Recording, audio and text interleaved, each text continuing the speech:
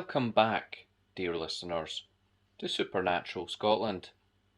As we approach the culmination of our second season, we want to take a moment to express our sincere gratitude for your incredible support. Your curiosity and enthusiasm for the eerie tales woven into the fabric of this ancient land have made this journey truly unforgettable. Tonight, as we delve into more spectral secrets, we're one step closer to our season finale. But fear not, there are still chilling stories yet to be unearthed.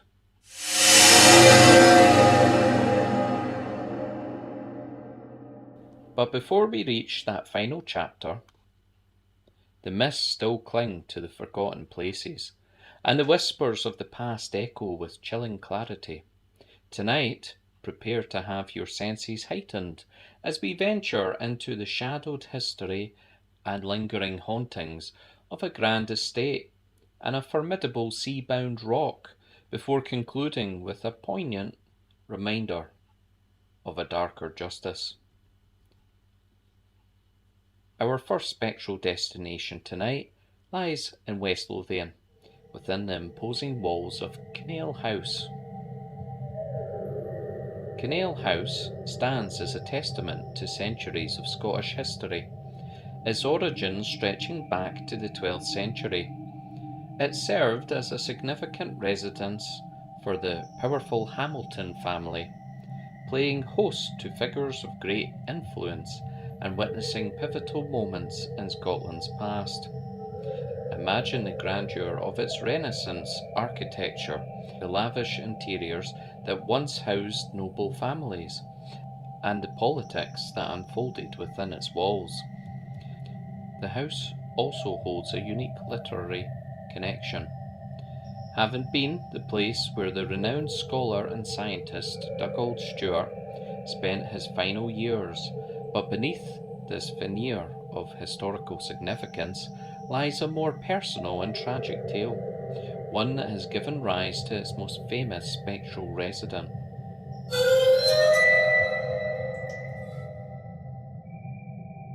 The story centres around Lady Alice Lilbourne, who resided at Kinneil House. Accounts suggest that she met a devastating end, falling from a high window under circumstances that remain shrouded in mystery. Was it a tragic accident, or was there more sinister hands at play?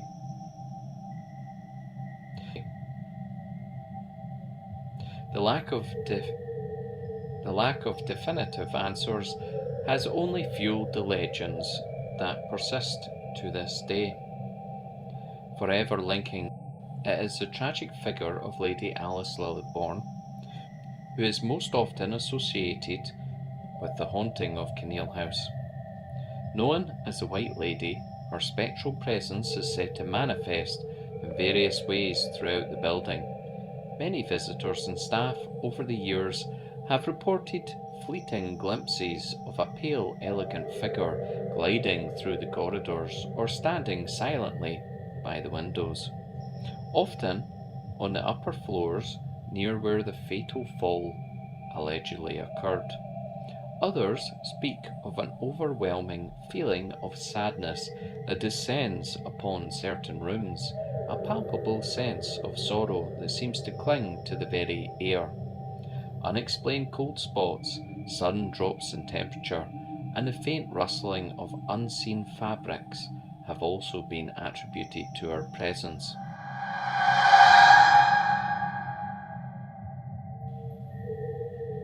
Some even claim to have heard soft, melancholic weeping echoing through the empty halls, a spectral lament for a life cut short and the mysteries surrounding her demise. The White Lady of Kinneil House is not typically described as malevolent, but rather a sorrowful spirit, forever bound to the place where her life ended so tragically, a poignant reminder of the personal dramas that often lie hidden beneath the grand narratives of history.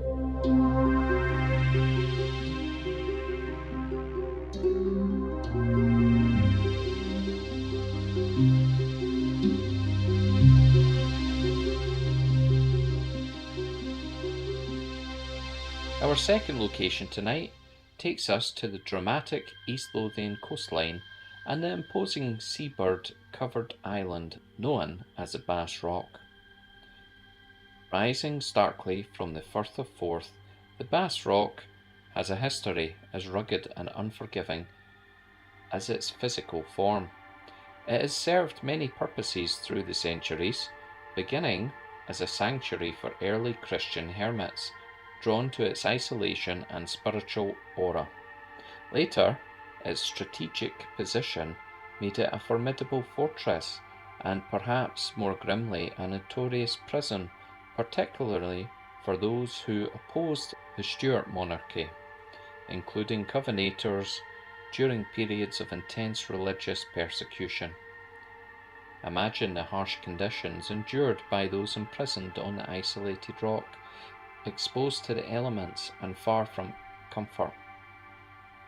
The cries of the thousands of birds that now call it home echo a history that includes the cries of human suffering and confinement. Beyond its human history, the treacherous waters surrounding the Bass Rock have also claimed many vessels over the centuries, caught in sudden storms or dashed against its unforgiving shores. The combination of isolation, imprisonment, and maritime tragedy has imbued the Bass Rock with palpable sense of the past.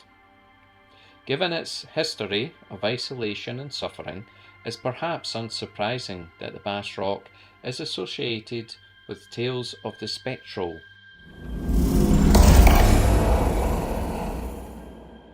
While not as defined by a single prominent ghost as Kinneil House, the island is said to hold a more atmospheric and unsettling presence. Some sailors and fishermen have reported seeing phantom lights flickering on the rock during stormy nights, lights that don't correspond to any modern navigation. These are sometimes attributed to the spirits of those lost in shipwrecks, forever searching for a safe passage. The eerie cries of unseen figures have also been reported, sometimes mingling with the natural calls of the seabirds, creating a disorientating and unsettling soundscape.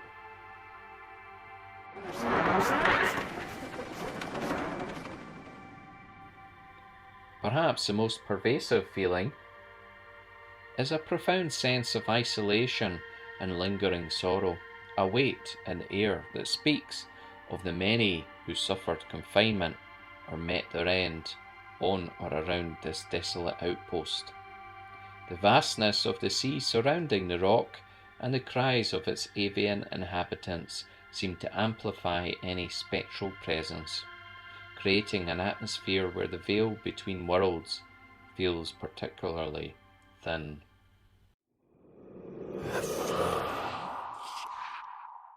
As we draw towards the close of our exploration tonight, we turn our attention to the historical capital city, Edinburgh, a place where layers of history often carry a sombre weight, and we visit a seemingly unassuming location that serves as a stark reminder of a dark chapter in Scotland's past, the Witch's Well. Nestled at the east end of the castle terrace, this simple and often overlooked monument marks a site of profound tragedy. During the 16th and 17th centuries, Scotland was gripped by a terrifying fever of witch hunts. Numerous individuals, predominantly women, were accused of witchcraft, often based on flimsy evidence, superstition and fear. Edinburgh, as a capital and a centre of power, was a significant location for those trials and executions, and this very area became a place of unimaginable suffering. Imagine the scene: terrified individuals dragged from their homes in the Old Town, accused of consorting with dark forces, their pleas of innocence falling on deaf ears.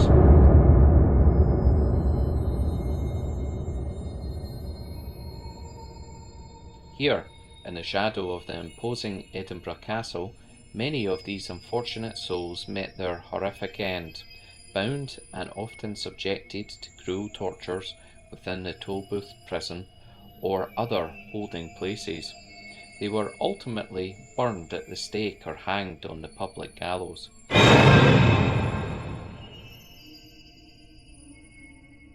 Their ashes scattered, their names often deliberately erased from history. This well, now a quiet and unassuming memorial, stands as a silent testament to the injustice and cruelty of that era in Scotland's capital. While the physical remnants of those terrible events are long gone from this specific spot, some believe that the suffering and injustice endured in Edinburgh's Old Town and the Castle Hill have left a mark on the very atmosphere of the city. While the Witch's Well itself is a memorial, the surrounding areas steeped in the history of these trials and executions are sometimes said to hold a palpable sense of unease and sadness. Some speak of feeling a sudden chill in the air as they walk near the castle terrace, even on a warm day. Others claim to hear faint whispers or the sounds of weeping carried on the breeze through the old town's narrow closes and wynds, the spectral echoes of those who met their tragic end in Scotland's capital. The Witch's Well serves as a sobering reminder of a dark period in Scotland's history, a place in the heart of Edinburgh where fear and superstition led to unimaginable cruelty.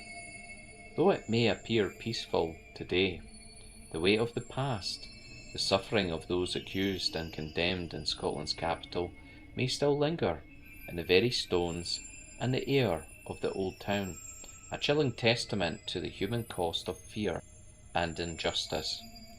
And so, dear listeners, we conclude another journey into the shadowed corners of supernatural Scotland. Tonight, we've touched upon the lingering sorrow within a grand estate, the spectral isolation of a sea-bound rock, and the echoes of a darker injustice. But our exploration is not yet over.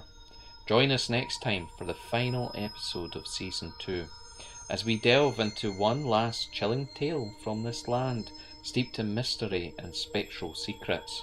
Until then, may your nights be undisturbed by the whispers of the past. Goodbye for now.